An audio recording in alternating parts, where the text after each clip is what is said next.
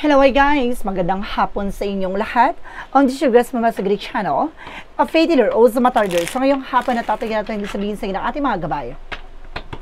So this is a weekly gabay for the month of August 28 hanggang September 3 for this sign of Libra. So Libra, welcome to my channel. Ano kayong messages, advices, and spirit guides ang ating masasagap for today's video? Kanino kayang energy or kaganapan sa buhay ng mga Libra signs ang ating mga hagilap? So guys, this reading is a general reading lamang, hindi lahat makaka-resonate. Kunin lamang po makaka-relate sa inyo. And comment down below kung kaninong energy ang ating nasagap. Because don't forget to like and subscribe my channel and hit the notification bell for more videos update. Dahil maraming salamat po sa mga walang sawang pag-support sa aking channel. Lalo na ang hindi nag-skip ng ads away, pagpalaing kayo ng Diyos at may kapal siksik liglig na umapaw na biyayang manambalik sa inyo. So let's see guys, what is the messages, advice ng ating spirit for the sign of Libra. So let's see and watch this.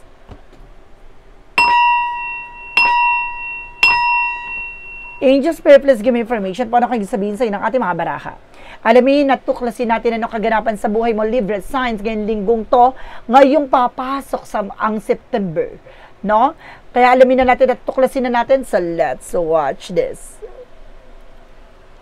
So there's something, the 8 of Wands. So there's something, a past communication, a past moment. Na magkakaroon ng changes at development na sa situations mo. Unti-unti mo nang mararamdaman at mararanasan ng mga pagbabago. Some of you, magkakaroon ng travel, a lot of communication, transactions, no?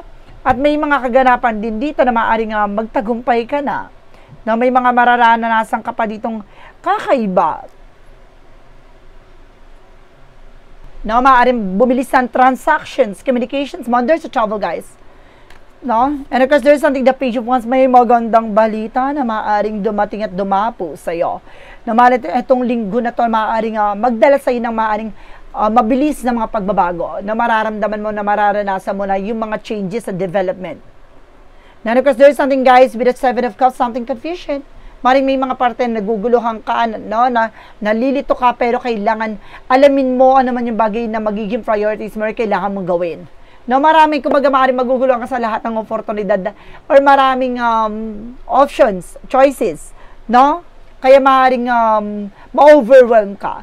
No, talaga para may excite ka rin dito at the same time. So let's see additional messages. So there's an 8 of Pentacles. So there's something, guys, with focus. No? Being dedicated about sa trabaho, negosyo mo.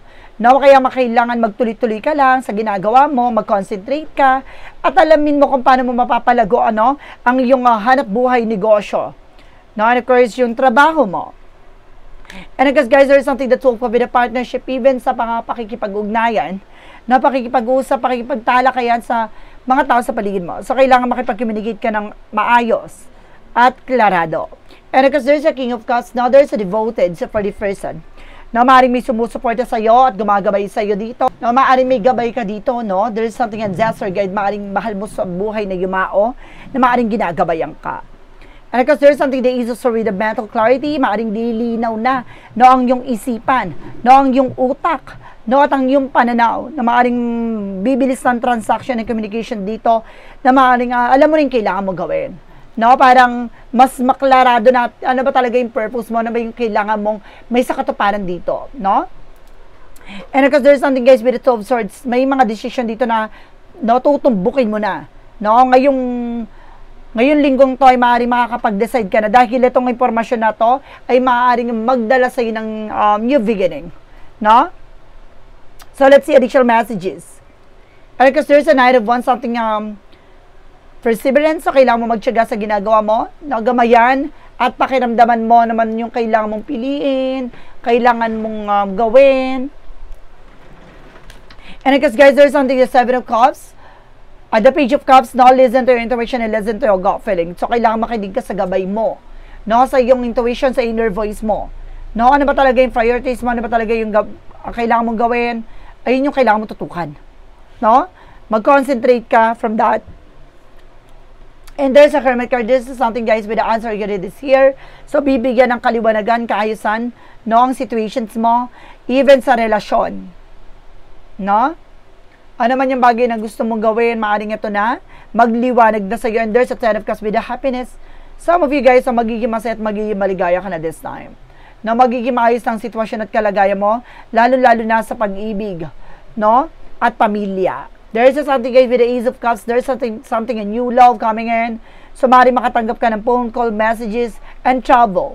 No? Maaaring maliwanagan na iutak mo kung sino pipili mo, sino tama mamahalin mo. No? And of course, maaaring there's something, new love coming in. Na may bagong pag-ibig talaga. And there's a Devil card, guys. No, kailangan yung mag-decision dito na itong informasyon na to ay pipiliin mo. No, maaaring naguguluhan ka, nalilito ka, pero kailangan malisin mo yung takot at pangamba na yan. No, and of course, there's something, guys, with the Six of Wands for victory. So, some of you guys, magtatagumpay ka na, magsasucceed ka na sa dapat mong gawin. No, kaya kailangan na piliin mo lang. Ano man yung bagay na alam mong mag-grow ka, no, kailangan magtiyaga ka lang sa ginagawa mo, at kailangan piliin mo kung ano man yung bagay na makakatulong sa'yo. No, yun yung kailangan maging prioritize mo, no?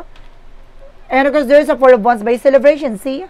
Unti-unti na makakaranas sa selebrasyon, ganda ng sitwasyon. No, naman yung bagay na papasok sa isip mo, may isa sa kataparan mo na. No, magkakaroon ka ng travel. And of course, there's a homecoming and family gathering. And there's a judgment for a wake-up call. Paalala sa'yo, na you need to pay attention. No, sa mga tao nakakasalamuha mo, nakakausap mo, some of them, guys, matutulungan ka, pero some of them, guys, then ay maaaring guluhin ka, kaya kailangan maging wise at maging matalino ka sa mga taong pagkakatiwalaan mo. And because there's a Knight of Swords, some of you nagkakaroon ka ng anxiety, sleepless nights, worries, no, takot, pangamba. Because there's an Ace of Wands for new ideas, new project, new plans. No, dito papasok ang mga bagong proyekto, plano. And there's a Seven of Wands, so protectionan mo at pangalaga mo yung sarili mo. No, sa mga taong humakarang at tumakad lang ng impormasyon na dapat ay sa'yo. Sinakita mo doon sa shield. No, protectionan mo at pangalaga mo yung sarili mo. Kasi hinakarang nito, no, mga magagandang impormasyon na para sa'yo. No, hinakarang niya yung mga opportunities na paparating sa'yo. And there's a Page of Swords, so see, being of curiosity. So, kailangan alamin mo, no, tuklasin mo kasi yung mga taong inggit sa'yo. No, at huwag ka na magbigay ng impormasyon sa mga tao na yon. No, maraming all eyes on you. No, maraming mata nakatingin sa'yo. And there's a Four of Cups, pag-isipan mabuti. No, yung mga taong pagkakatiwala mo, especially sa trabaho mo. Huwag ka tumatanggap ng milk tea or inumin, pagkain na galing sa katrabaho mo. No, some of you guys talagang, ano to, no, ginagawan ka para guluhin ng yung life mo. No, yung mga plano mo. Even kalusugan, kaya nagkakaroon dito ng mga kung ano-ano nararamdaman mo eh. Madalas lutang ka pa. No, there's a Four of Swords, something rest, so kailangan mo ipahinga tong katawan lupa mo. No, parang pili mo nakakaramdam ka ng pagod. No, and parang over fatigue, ganun. And there's a Three of Swords, sabi ko na nga ba, may naiinggit sa inyo guys, especially sa relasyon at pamilya nyo. No, kaya balisa at hindi kayo makatulog. No, talagang gusto ko man na maganda lang ang ibabahagi ko sa iyo, pero oh my God, no, lumalabas talaga yung negative talaga. No, hindi ko pwedeng itago to sa inyo dahil ito po yung talagang kasama sa reading nyo. No, may gumugulo talaga sa inyo dito, naiinggit sa inyo, katrabaho to, no, and of course related din with the family. No, there's a two evil eye. No, maaaring isa yan sa nagbibigay bagahe at komplikasyon, no, sa lahat ng plano mo. So, let's see what is additional messages about tayo sa finances and career, love life at kalusugan. Let's watch this. Okay, let's proceed na tayo, no? Pagdating naman tayo sa finances and career, love life at kalusugan. Okay. So, there's something the world. Now, some of you guys, no, pagdating sa finances and career, maaaring magkakaroon ka ng trouble. No, there's a success coming in. Na maaaring magtagumpay na kayo sa pagdating sa finances nyo. Na maaaring magkaroon ng business trip, no, travel. There's the lovers connected with your love life. na maaaring magiging maganda ng mundo nyo, ng inyong person, no? Especially pagdating sa negosyo, hanap buhay, there's a partnership, and there's a temper with a perfect timing. So, nasa tamang panahon na, and of course, sa tamang pagkakataon dito, no?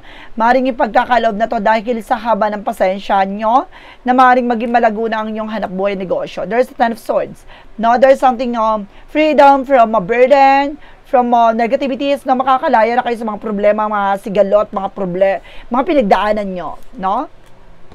And there's an Knight of Cups, may offer na paparating, no, pagdating sa finances and career. No, there's a proposal, promotions, no? And there's a Ten of Pentacles. So, magkakaroon ka ng long-term success and financial security. Unexpected financial windfall. May paglago, paglakas ng iyong finances. Na magiging matagumpay ka na ngayon pagdating sa hanap buhay negosyo. Pagdating sa love life, there's a Queen of Wands, confident. Alisin mo yung pag-aalinlangan at takot mo pagdating sa relasyon. No, kapag nangangamba ka mag-asawa, mag-jowa, wala, mabubulok ka. So, kailangan humanap ka ng taong, alam mo, makakasama mo for good. No? And there's an Emperor, maging mature ka, maging grounded ka pagdating sa relationship, magkaroon ng disiplina at respeto. No, and of course, there's something, the Knight of Cups, there's a wish fulfillment. So, may mga bagay din na magtutupad din sa mga pangarap mo. No, sa lahat ng bagay na gusto mong gawin. And of course, there's a Queen of Swords, there's a clear boundaries, no? Especially pagdating sa love life, no, alisin niyo yung mga bagay na nakakasira ng mental health nyo, nakakapagbigay ng stress, anxiety sa inyo, nagbibigay kalungkutan at takot pagdating sa relasyon. Yung mga taong tutulahad lang, kailangan nyo na yan, kumbaga mag-set ng distansya. Now, there's a King of Wands, no? Look at the bigger picture. Lagi nyo titignan yung magiging posibilidad pagdating sa relasyon. No, tingnan nyo itong tao na to ay makakasama nyo ba for good? Or may taong talagang makakasama ka dito na maaaring matangkad siya, ha? In fairness. No, there's something, guys, with Eight of Cups, makaka-move on na kayo. No, at makaka-recover na kayo sa mga napagdaan at naranasan nyo pagdating sa relasyon. Pagdating naman tayo, guys,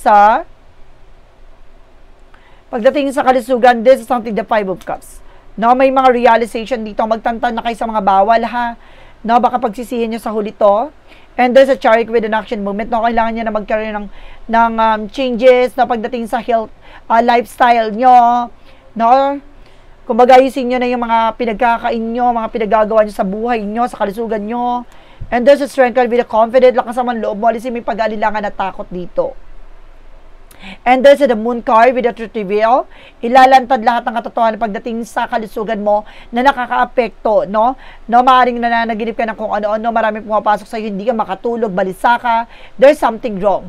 No, may sumasabotahe sa'yo or may gumagawa sa'yo ng hindi maganda. No? And there's a Death card na kailangan tapusin to. No, kailangan wakasan to. There's something, a transformation. No, maaaring mabago to, magkaroon ng something changes, development na sa situations mo. And there's a 12 ones, no? Piliin mo yung mga bagay lang na makakatulong sa'yo. Alisin mo yung bagay na magbibigay stress, kalungkutan, takot sa'yo. So, let's see what is additional messages with the magical fire messages advices. And because the pick a card, yes or no. So, guys, kung bago ka sa channel ko, pick a card, yes or no, pwede ka magtanong. No? And of course, guys, pipili ka na magiging sagot sa within 1, 2, or 3. The request kapag nakapag-isip ka na magiging sagot mo, ay please comment down below kung ano number na magiging, nakapag-isip ka na magiging tanong mo, na pumili ka ng number dyan na magiging sagot mo. The request, comment down below, no, number na napili mo. The request, guys, malalaman mo sa dulo ng reading na to anong resulta at magiging sagot dun sa number na napili mo. So, guys, maraming salamat po sa mga nag-share ng aking video sa anumang uri ng social media platforms. Maraming salamat po, no? At maraming salamat sa mga solid subscriber and followers natin. And of course, sa mga bagong subscriber and followers po, maraming salamat po. Welcome po kayo sa ating channel. So guys, let's see what is additional messages advices. So let's watch this. So we're back now with magical fire messages advice ng ating angel spirit. Shuffle muna ako ng very light. So let's see. And of course, there's something healing, healed, healer. So, may kagalingan. No, maaaring kailangan nyo magpagamot o may mga bagay na unti-unti nang gagaling sa mga karamdaman na nararamdaman. And there's a flower. O may CC ball. No, na maaaring ang kagalingan with the personal healing powers. Maaaring maglalabas ang inyong kakayanan or maaaring magkaroon ka ng bagong kakayanan. No? And there's a son. Maaring nag-iisa kang anak na lalaki or meron kang anak na lalaki dito. Okay. Let's see. What is the yin and yang oracle card? And there's a truth. Talagang may ilalantad na katotohanan na dapat mo talagang malaman. No, there's something an empathy with a breakthrough. Tagumpay ay maaaring mapasayo at maabot kamay mo. And of course, there's a comfort zone. Kailangan mo talagang lumaya dyan sa takot at pangamba mo, pag-aalinlangan mo at pagdadalawang isip mo sa lahat ng bagay na yan. No, isa yan sa bagay na kaya ka nanghihina, natatakot, nangangamba dahil sa lahat ng bagay na nangyayari na kailangan lakasan mo ang loob mo. No? I-boost mo yung confident mo. There's a leadership. No, kailangan nyo ditong, kumbaga, kailangan nyo mag-disconnect from the world. Then, of course, take charge of your situation. No, kailangan pamunuan, no, at gamayan. No, and of course, panindigan. There's a teacher. Some of you, kailangan nyo talaga ng trainer or teacher or maaaring, talagang tutulong sa'yo, no? Para malaman, matuklasan mo lahat ng kaganapan sa buhay mo. There's a home, no, especially sa bahay nyo. Marami ka pang bagay na dapat malaman, no? About sa nangyayari sa buhay at sa sitwasyon nyo. Some of you guys, mabigat ang yung tahanan. No, mayroon nagbibigay pabigat dyan. Kaya parang sunod-sunod yung suliranin. See, I told you, there's a spiritual awakening. See, maaaring may mga bagay na mamumulat ka. Magigising ka. Na kaya pala ganun. No, kaya pala nararanasan min ng ganun na parang kami lahat na parang nananaginip, no, parang balisa, parang kung ano nararamdaman namin sa bahay na to, parang ganun, no, iba-iba yung masisense nyo. No, there's a soulmate connection. No, even sa relationship. No, connected din siya. No, kaya parang lahat ng tao doon, maaaring hindi nagkakasundo, nag-aaway, ganun. What is Archangel Michael messages? And of course, sense of humor. No, kailangan na mas tingnan niyo yung lighter side of situation. And you're on the right path, nasa tamang direction ka. No, hindi ka naliligaw dito. No, tama yung ginagawa mo. No, and of course, there's something, guys, with a pay attention to your dreams. So, kasi kailangan mo tutukan na naman yung bagay na napapanaginiman mo, pumapasok sa isipan mo. No, there's a pay attention talaga, guys. For Jesus' loving quote said, "Reverend my Father, give you the true bread from the heaven." So, ibinibigay sa'yo ng ating Panginoon ano ba talaga yung kailangan mong malaman. At ano man yung bagay na makakapagpabusog sa'yo. O parang sa madaling salita na, ano yung bagay na mas kailangan mo. Yung bagay na makakatulong sa'yo at magbibigay ng kaalaman at katalinuhan sa lahat na nangyayari. No, parang yung kaalaman to yung magpapabusog, ibig sabihin yung magpapalago sa'yo. No? So, let's see what is the additional messages with the Money Move Oracle deck. Limitations.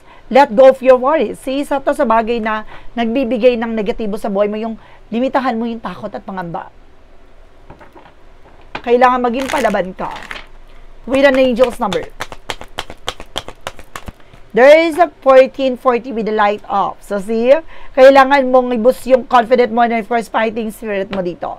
Focus on your needs, desires, and habits. Everything is more accessible with the light attitudes.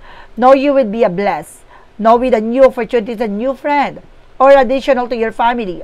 Good vibes and will speed up from the process. No, the more na parang positibo ang energy mo, the more na nagfulfill lahat ng bagay na gusto mong mangyari. No? Kaya kailangan always being positive. No, para ma-attract mo lahat ng positibo. No, there's a clarifying for your life situation.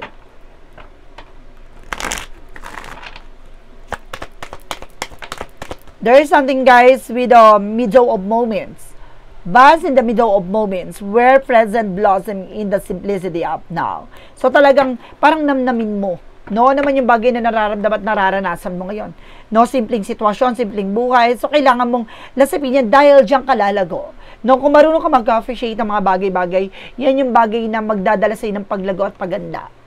No, there's something, guys, with a clarifying for a love situation.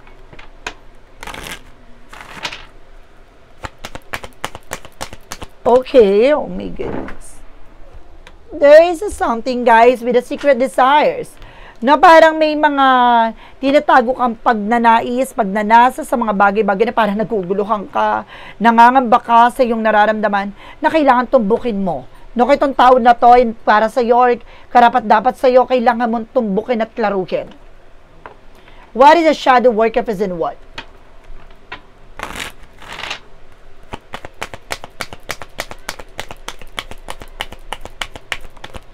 There is something, guys, with the heal through arts. See? Kailangan mo rin be creative. Something na parang libangin mo yung sarili mo sa lahat ng sa mga bagay-bagay na alam mong nagbibigay ng kumbaga inspirasyon, no? Or gandang pakiramdam doon sa bagay na ginagawa mo. Parang nalilibang ka, at the same time parang nawawala yung lungkot at takot na yun sa bagay na ginagawa mo. So, kailangan mong mag-isip ng mga bagay na alam mong magaganda. There is a what lies beneath with the future.